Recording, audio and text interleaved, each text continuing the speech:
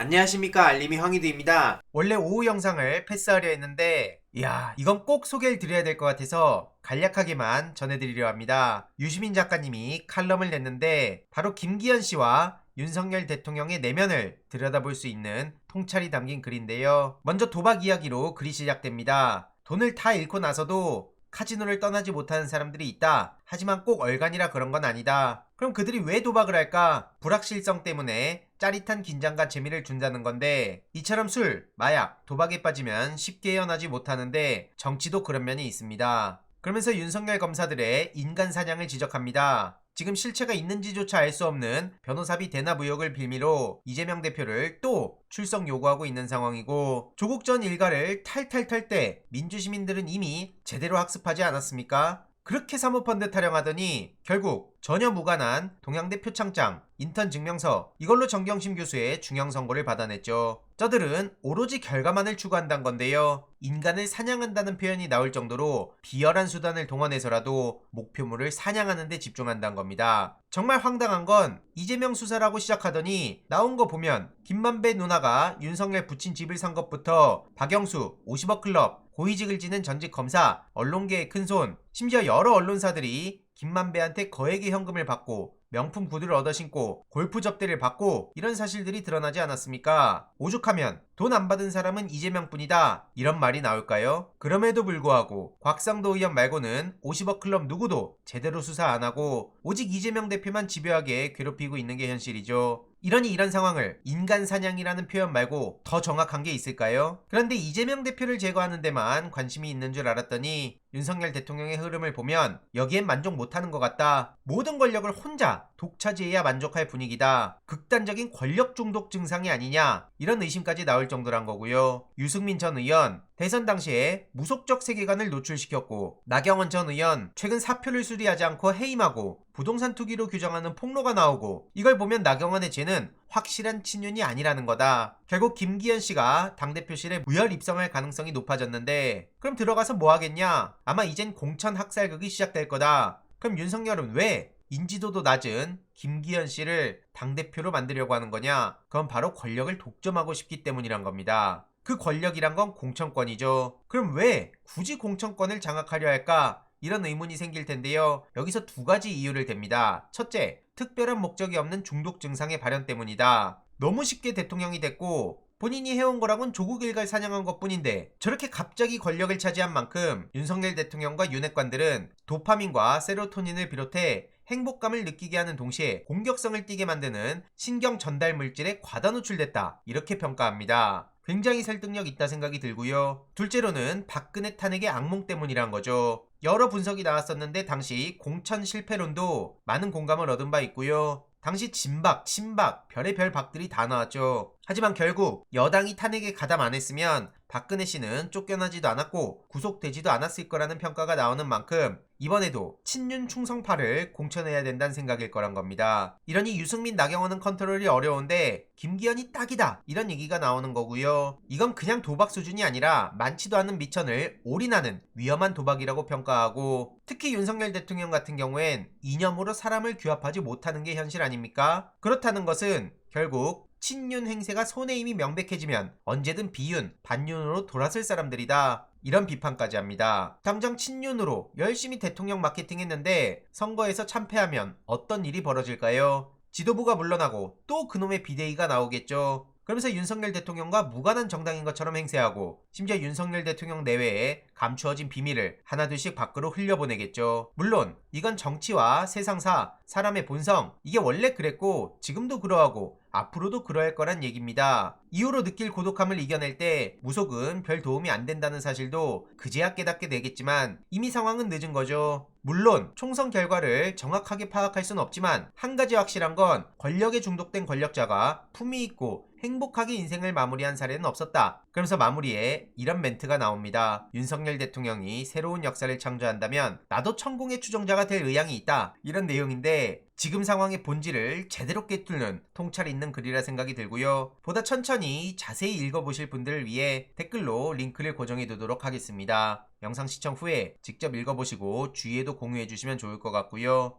어쨌든 윤석열 대통령과 나경원 씨의 최근 갈등, 대통령의 지지율도 사실상 30 중후반대를 왔다 갔다 하는 데다 이번 갈등의 책임도 윤석열 대통령이 훨씬 더 높습니다. 거의 2배 가까이 되는데요. 물론 국민의힘 지지층 한정에선 나경원 씨가 훨씬 높지만 대다수 국민들은 그렇게 보지 않는다는 겁니다. 이런 와중에 김성태 전 의원은 장제원 의원이 대통령과 나경원의 만남도 주선했다. 그런데 대통령하고 다른 길을 가는 것에 대해 얼마나 배신감을 느끼겠냐. 원래 장제원 의원은 나경원 씨에게 가장 호의적인 인물이었다. 이런 평가를 하기도 하는데 다들 뭐 하는 건가 싶고요. 심지어 전효옥 씨는 사과한 나경원에게 탐욕으로 자충수를 뒀다. 힘센 사람을 눈으로 쫓아 그 옆자리에만 앉는다. 오죽하면 자가발전 이준석보다 2% 모자란다. 이렇게 비난하기도 했습니다. 그런데 전효옥 씨가 저런 말할 자격이 있을까요? 이러니 전효옥 씨를 향한 비판의 목소리도 쏟아지고 있는데요. 한심하다. 전효옥 같은 사람들이 보수를 다 망치는 거다. 이런 반응들까지 나오고 있습니다. 어쨌든 이재명 대표는 윤석열 측의 인간 사냥에 대해 정면 돌파를 하며 최근 전국민 80% 최대 40만원 핀셋 물가지원금을 이슈로 던지지 않았습니까? 어제 생방송을 통해서도 간략하게 말씀드렸는데 30조 규모의 긴급 민생 프로젝트 논의가 설 이후로 본격화될지도 관심을 끌고 있습니다. 이게 어떻게 진행이 될지도 계속해서 지켜볼 대목이라고 봅니다. 그리고 마지막으로 이번 주 금요일 저녁 7시 20분 목포에서 함께 대화를 나눌 예정입니다. 별도의 공지도 남길 예정이니 목포에 계신 분들은 현장에서 뵙도록 하겠습니다. 추가적인 소식 계속 전해드리도록 하겠습니다.